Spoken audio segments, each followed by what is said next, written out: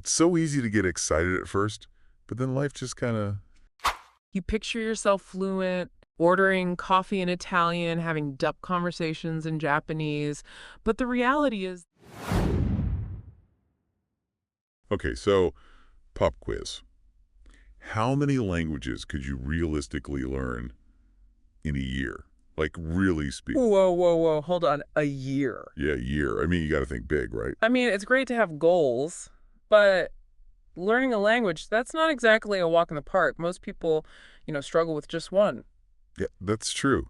It's so easy to get excited at first, but then life just kind of It- happens. Right. Like you picture yourself fluent, ordering coffee in Italian, having duck conversations in Japanese.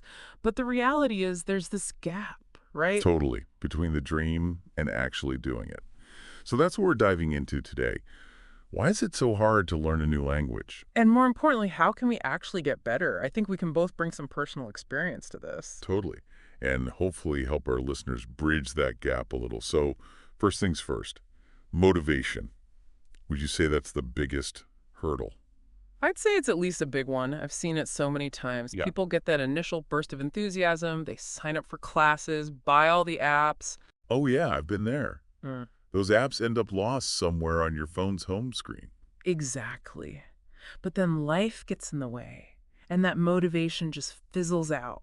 So, how do you combat that? How do you stay motivated when things get tough? I think it boils down to why. Why are you learning this language in the first place? Is it for travel? Maybe to connect with family? Or is it for work? Having that deeper purpose, that can be your fuel. Okay, so you got to have a strong why. But even then, finding the time to actually learn is hard. Like, really hard.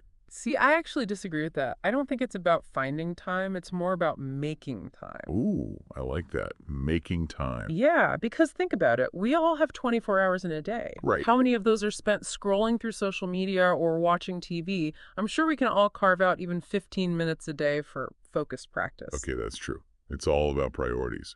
But sometimes, even 15 minutes feels impossible. In those cases, break it down even more. 5 minutes here, 10 minutes there. It's about consistency. That's more important than doing one big study session and then nothing for a week. Little and often. Got it. Yeah. So we've talked about staying motivated and carving out time.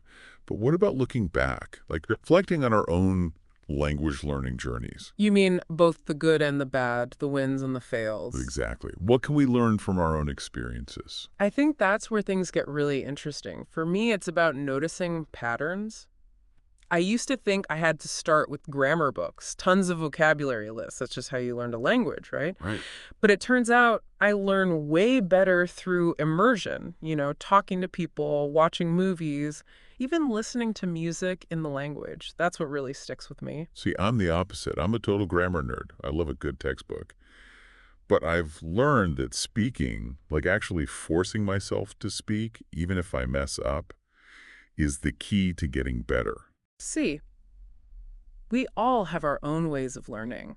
There's no one-size-fits-all approach. It's about figuring out what works for you and running with it. Exactly. And sometimes that means being open to those aha moments, those breakthroughs that change everything. Oh, yeah, those are amazing. Like, I remember when I was learning Spanish verb conjugations, it was so confusing for months. And then I was listening to the song, and suddenly it just clicked. Wow, like a light bulb moment. Exactly. The rhythm of the music, the context of the lyrics, it all just made sense. And I was like, finally. It's those little wins that keep you going. Those moments are pure gold. So what's the one thing you'd want our listeners to take away from all this? Don't be afraid to experiment. Yeah.